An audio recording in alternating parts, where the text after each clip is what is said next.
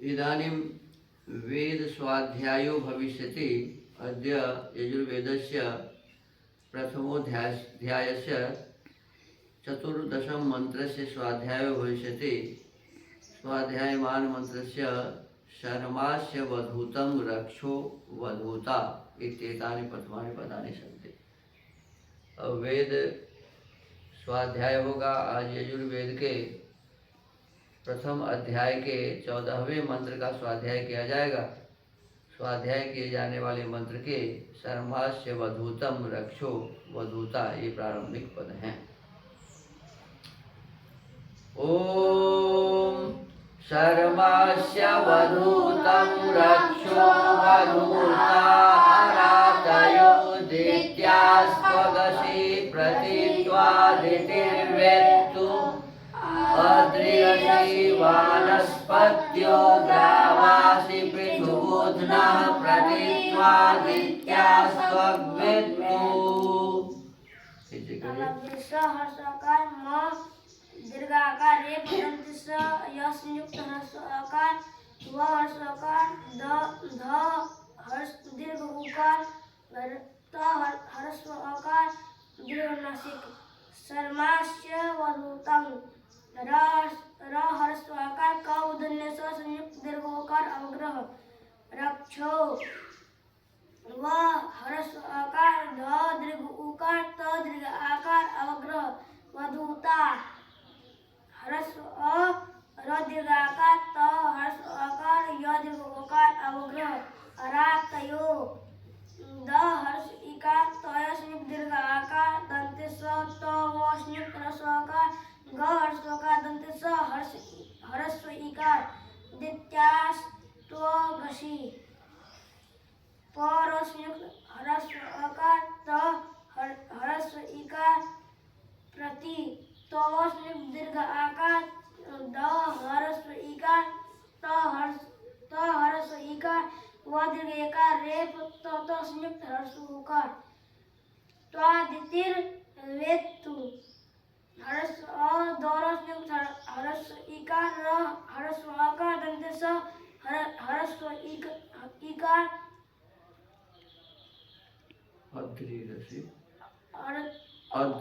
Adraee रसी व दीर्घाकार न हर्षवाकार दंत स संयुक्त हर्षवाकार तोय संयुक्त दीर्घोकार वानस्पत्यो पत्यो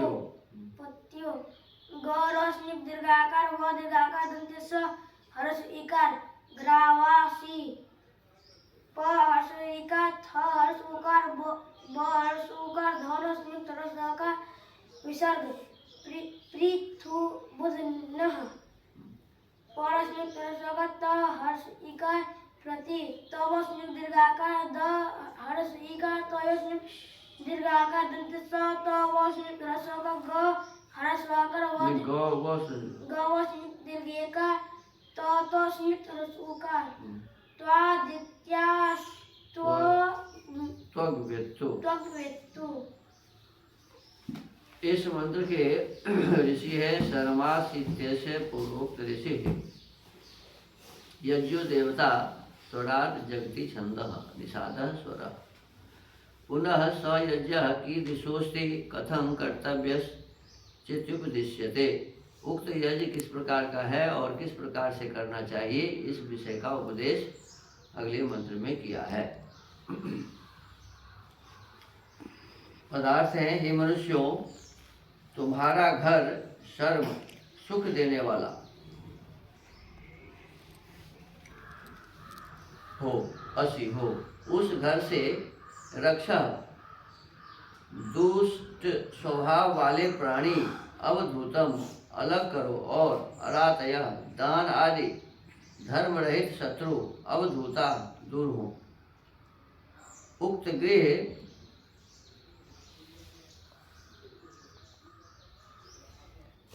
आदित्या पृथ्वी की त्वचा के तुल्य असी हो।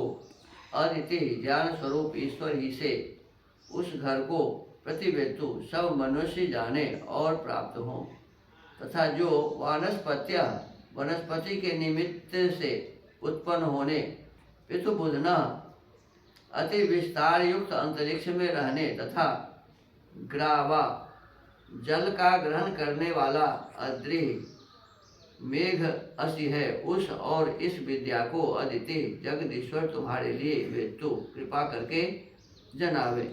विद्वान पुरुष भी अदित्या पृथ्वी की त्वचा के समान त्वा उक्त घर की रचना को प्रतिवेत्तु जाने। भावार्थ, ईश्वर मनुष्यों को आज्ञा देता है कि तुम लोग शुद्ध और विस्तार युक्त भूमि के बीच में अर्थात बहुत से अवकाश में सब ऋतुओं में सुख देने योग्य घर को बना के उसमें सुख पूर्वक वास करो। क्या आज्ञा देते हैं ब्रह्मा भगवान कि बहुत बढ़िया बहुत सुंदर विस्तार माने बड़ा जो भूमि है जगह है उस जगह पर ऋतुओं के अनुकूल सुख देने वाले घर बनाओ। जैसे गर्मी में अलग ढंग का जिसमें वायु आवे और सर्दी में अलग ढंग का जिससे बाहर का वायु प्रवेश न करे। इस प्रकार कहते हैं कि ऋतुओं में सुख देने, सब ऋतुओं में ग्रीष्म वर्षा शरद हेमंत शिशिर बसंत या गर्मी सर्दी और बरसात, कहते इन ऋतुओं सभी ऋतुओं में रहने योग्य आपके घर हो। ऐसा बनाओ कि गर्मी में ठंडी लगे और ठंडी में गर्म लगे। इस प्रकार से घर बनाना चाहिए। योग्य घर को बना के उसमें सुख पूर्वक वास करो। बढ़िया घर बनाओ और उसमें वास करो रहो। तथा उसमें रहने वाले दुष्ट स्वभाव युक्त मनुष्य आदि प्राणी, और यदि कोई दुष्ट व्यक्ति उसमें रहता है या दुष्ट प्राणी कोई है जैसे सांप है छुछुंदर है, ये तो दुष्ट प्राणी। तो कहते हैं दुष्ट स्वभाव युक्त मनुष्य आदि प्राणी, मनुष्य हो चाहे दूसरा प्राणी हो, और दोषों को निवृत्त करो। माने उस प्राणी को जो आपको दुख देने वाला है उसको उस घर से हटाओ।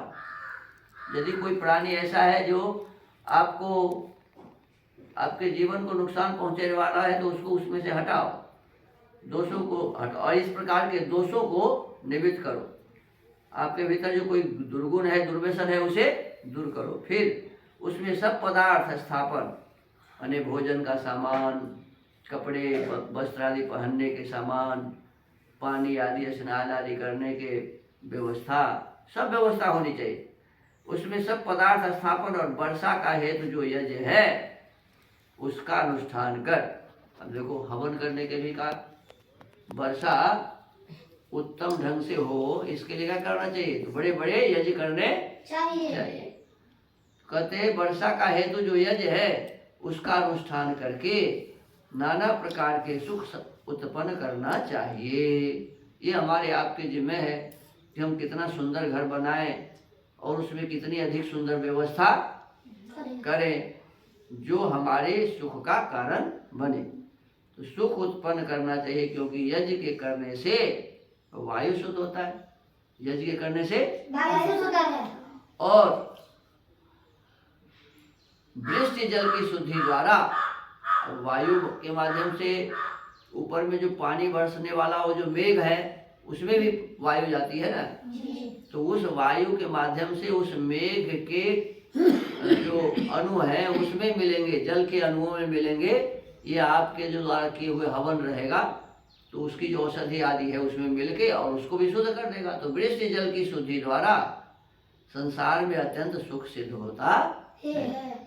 यदि सुंदर यज्ञ किया जाए, हवन किया जाए, तो उस हवन के माध्यम से वर्षा भी होती है और शुद्ध वर्षा होती है, और शुद्ध वर्षा के होने से शुद्ध अन्न होता है, शुद्ध जल प्राप्त होता है, शुद्ध फल आदि हमें प्राप्त होते हैं। तो इसमें विशेष रूप से ये कहा कि सुंदर घर बनाना चाहिए, उस घर में सब प्रकार की सुंदर व्यवस्था करनी चाहिए।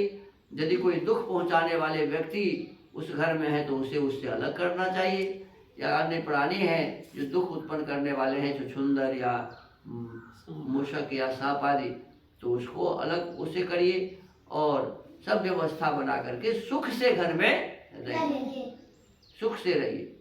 गर्मी में, सर्दी में, बरसात में, सब में आपका वो घर इस प्रकार से रहे कि सब समय आपको सुख प्राप्त हो, ऐसा घर बनाना चाहिए। और उसमें प्रतिदिन नियमित रूप से यज्ञ करना चाहिए। क्या करना चाहिए?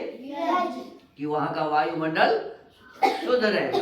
देखो, यज्ञ करने का मुख्य यही काम है कि वहाँ के वायुमंडल शुद्ध होते हैं, वर्षा होती है, वर्षा की वर्षा के जो बूंद होते हैं वो शुद्ध हमारे पास मिलते हैं, खेतों में मिलते हैं, अन्न आदि जहाँ उपजते हैं, फल जहाँ होते हैं, तो उन सब पर वो वर्षा के पानी पड़ते हैं। खेत से हम दाल प्राप्त करते हैं, चावल प्राप्त करते हैं, अनेक प्रकार के फल और सब्जियां प्राप्त करते हैं। तो सब किसके आधार पर है? पानी के आधार पर है। तो पानी जितना शुद्ध प्राप्त होगा, ये फल आदि हमें उतना ही शुद्ध मिलेगा, अन्यथा नहीं। तो कहते हैं कि इस प्रकार से व्यवस्था बना के और हमें सुखी होना चाहिए। तो आज के स्वाध्याय के क्रम को यही विराम देते हैं। ओम।